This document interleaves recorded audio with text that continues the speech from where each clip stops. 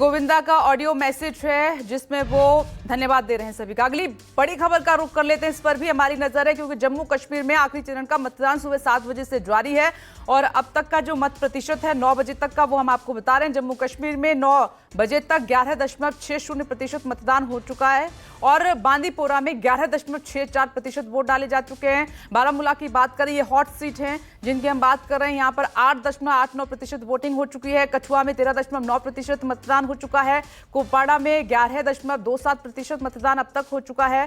सांबा जिले में सुबह 9 बजे तक 13.31% वोटिंग अब तक हो चुकी है। 9 बजे तक का वोटिंग परसेंटेज है जो हम आपको बता रहे हैं। आज 1 अक्टूबर है और आखिरी चरण का मतदान जम्मू कश्मीर में जारी है। 3 चरणों में ये चुनाव हुआ है जिसमें आखिरी चरण का मतदान हो रहा है। ये इस वक्त की बड़ी खबर। 90 सीट और बहुमत के लिए 46 सीट का आंकड़ा चाहिए। वहीं नेशनल कॉन्फ्रेंस और कांग्रेस मिलकर इस चुनाव को लड़ रहे हैं। बीजेपी मैदान में है सत्ता में वापसी के लिए और वहीं पीडीपी भी लगातार अपने फॉर्मूले को आगे बढ़ाते हुए मैदान में है। इसमें ये जो हॉट सीट है वहां पर कितने प्रतिशत वोटिंग अब तक हो चुकी है वो हम आपको बता रहे हैं और लगातार अपडेट दे रहे हैं। मेरे सहयोगी पंकज शर्मा भी हमारे साथ मौजूद हैं, साथ ही आसिफ स्वाब भी हमारे साथ जुड़ गए हैं। सबसे पहले पंकज का रुख कर लेते हैं। पंकज, अब क्योंकि 11 बज चुके हैं तो अब तक का वोटिंग परसेंटेज और मुद्दे क्या हैं, बातचीत कीजिए मतदाताओं से।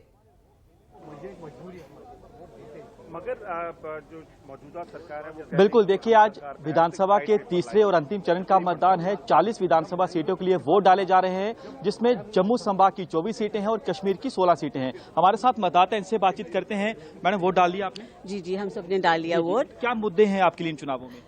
जी, मैं ये सबसे पहले ये कहना चाहूंगी, मैं ऋतिका त्रे हूँ, Bharatiya Janata party chief spokes person. BJP से हैं आप? जी। तो जाहिर तौर पर आप तो बीजेपी के करेंगी, क्या मुद्दे रहे? बीजेपी के लिए सपोर्ट तो हम करेंगे, लेकिन सबसे बड़ा मुद्दा तो था अनएम्प्लॉयमेंट का, साथ में ड्रग्स का जो मुद्दा था वो बहुत एक खतरनाक एक मुद्दा जो लोगों की जानें ले रहा था, उसको अब खत्म कर दिया गया है। ऑलमोस्ट ये स्टेज पे है कि बिल्कुल खत्म होने लगा है ड्रग्स का, क्योंकि आपको पता है कि लॉ ऐसा निकाला गया है हमारे प्रधानमंत्री जी के नेतृत्व में कि ऐसी प्रॉपर्टी सील कर ली जाएंगी जो ड्रग्स का काम करेंगे। और साथ ठीक है मैम, क्या नाम है आपका? राकेश कौल। आप कश्मीरी पंडित हैं। कश्मीरी पंडित क्या सोचकर वोट कर रहे हैं? देखिए, वोट देना मेरा एक डेमोक्रेटिक राइट है और उसके साथ मेरी मजबूरी है। 35 साल से मैं जिस जगह से बाहर हूं, मुझे फोर्स किया जा रहा उसी वहीं वोट डाल दो।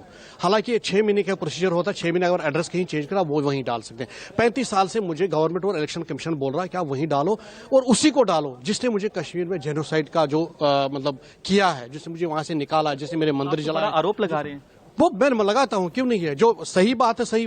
अगर गवर्नमेंट को आज तक न कोई व्हाइट पेपर निकाला, न कोई कमेटी बिठाई है, न कोई इंक्वायरी हुई है, आज भी वही खड़े हैं मेरे सामने वहां कश्मीर में जिसने जो 90 और 86 की जिम्मेवार है, जिसने हमारा जेनोसाइड किया, जिसने हमारे मंदिर जलाए, जिसने मेरा कत्लेआम किया, आप मुझे फोर्स करें उन्हीं को वोट डालने के लिए। तो इसलिए मैं कहता हूं कि हमारा जो है डेमोक्रेटिक राइट है, मैं मानता हूं, मगर कम से कम मैं किसको वोट डालूंगा? उसको डालूंगा जिसको जेल से बाहर निकालो, जिसने वहां बीफ का मीट ओपनली किया है, उसको वोट डालूं। मैं उसको वोट डालूं जिसने कत्लेआम किया, जिसने मंदिर जलाया, जिसने कत्ल किया। उसको आज वो बात करते हैं, लेबनान और बैरूत की बात कर रहे हैं, उनको गिरजा तिकू भूल गए वो या बांग्लादेश का जो जेनोसाइड हुआ हिंदू के, वो भूल गए हैं। ये दो नजरिए क्यों है इनके पास? जी। ये देखिए, कुछ युवा क्या सोचकर वोट कर रहे हैं? आई फील वेरी हैप्पी कि हमारे प्राइम मिनिस्टर ने लेडीज़ के लिए कोई रिजर्वेशंस रखी हैं, उनको बहुत इम्पोर्टेंस दी है, हमारी कंट्री को देखा है, नेशन को देखा है। I am very happy to say, I am very proud of being an Indian. ठीक है, आइए कुछ और लोगों से बातचीत करते हैं, लेकिन आपको बता दूं कि ये जो आज आखिरी चरण का मतदान है ये निर्णायक होगा, क्योंकि सीधे तौर पर यही चुनाव जो है जब नतीजे 8 तारीख को आएंगे डिसाइड करेगा कि किसकी सरकार बनेगी जम्मू कश्मीर में। और सीधे तौर पर, क्योंकि अगर हम इन 24 सीटों की बात करें, सीधे तौर पर जो मुकाबला है, आगे भी आप बातचीत जारी रखिएगा।